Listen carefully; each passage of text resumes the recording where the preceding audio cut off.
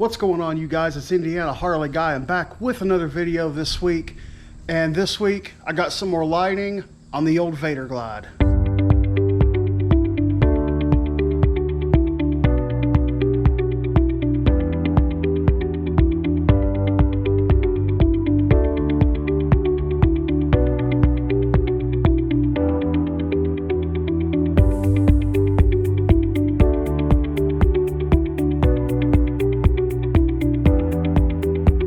That's right, folks. I've got some new lighting on the tour pack on my motorcycle, the old Vader Glide. Shout out to Eagle Lights. They sent this over my way to review for you guys. Appreciate it, guys. You guys are great. So before I get into this video, I am going to say I did film the whole installation process on this, but the typical GoPro fashion, footage got corrupted. So I'm not gonna show you how to do it. I'm gonna tell you what I did and show you what I did and stuff like that, but I'm not actually gonna take it back apart and do it again because it was a little bit of a process. Because the tour pack that I had to cut the holes to get the wires and the bolts to fit through and everything like that. Most people are already gonna have those on their bike, so they don't have to do that, but I am gonna show you what I did and how I did it. All right, so the way that I had to install this, I had to cut out the hole right here for the wiring harness. I had to cut out these bolt holes, as well as these. And I also had to cut out an area right here for it to pass through to get to underneath the seat. I do have a rubber piece that I'm gonna be sliding in there. I haven't done it yet, but I am gonna get that done. And basically the wires, they run from underneath your seat here. They connect right in. It's full plug and play. They just connect right into your harness. It comes back up through here, and I did have to get the extra harness with this since my tour pack was not already set up for lighting. And everything's up underneath here, up underneath this plate. And these wires right here are for running lights that I'm going to be getting eventually that will mount right here. So that's where those are going to go. So basically what it does is up here underneath the seat, you got this wire. This right here plugs directly into the main wiring harness of the bike. It runs back through here, and then up underneath here I got it plugged into the actual lights themselves, into this harness. And it's literally just simple. Once you get it installed, just plug that in, flip the bike on. I'm going to flip my hazards on so you can see them. And that's what they look like. I apologize, lighting's not the greatest, but they do look good. Definitely gonna make you seen a lot more.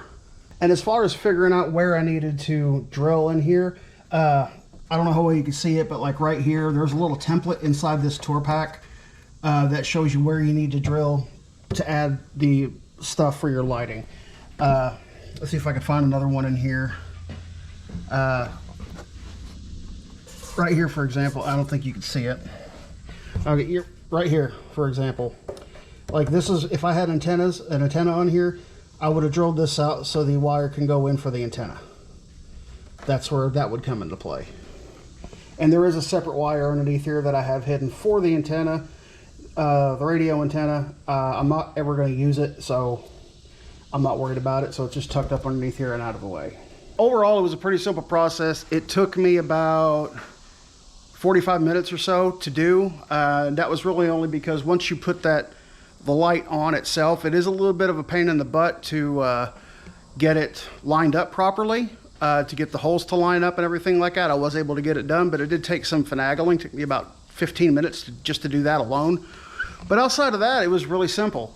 And once again, Eagle Lights, and also to you guys, I apologize that I didn't get to film the actual installation process.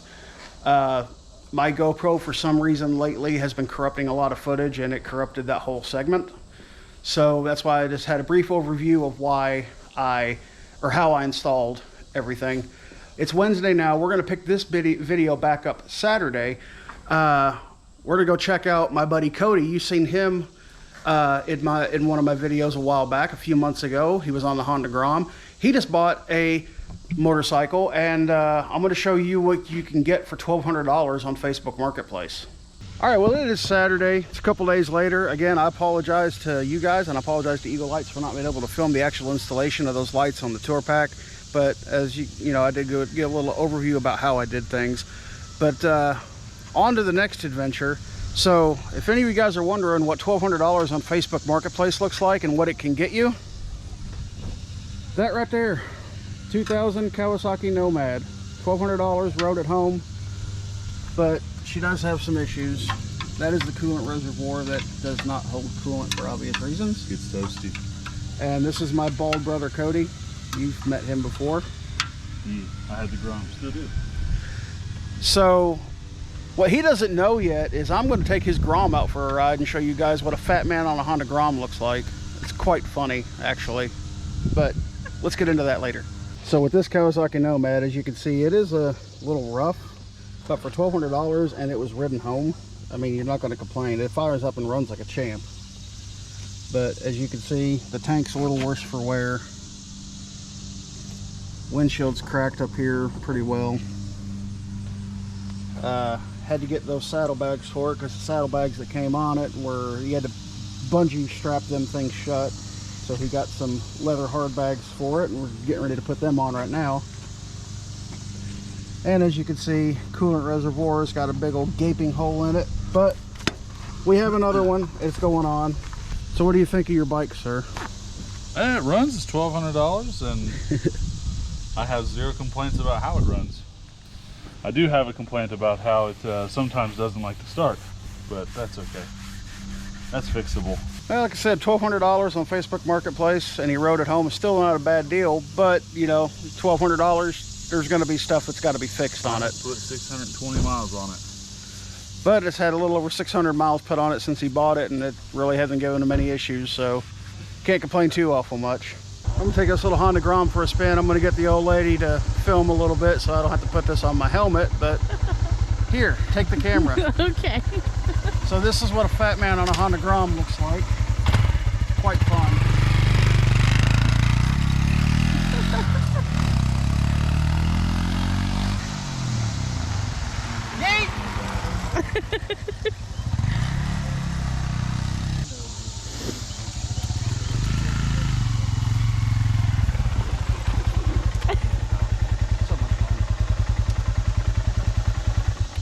All right, well, we are on our way over to the license branch to get this Nomad that belongs to Mr. Wells taken care of.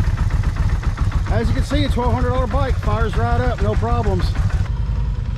And the prodigal son has returned with the $1,200 Facebook Marketplace special Kawasaki. Bike's legal, he's good to go. It's a good day, Tater. All right, well, we're going to take a ride. Got Lily and Cody over there on the Kawasaki, and we're getting ready to ride over to Madison to visit my brother's grave, just to kind of get out for a little bit of a ride today. But let's go ahead and get on the road.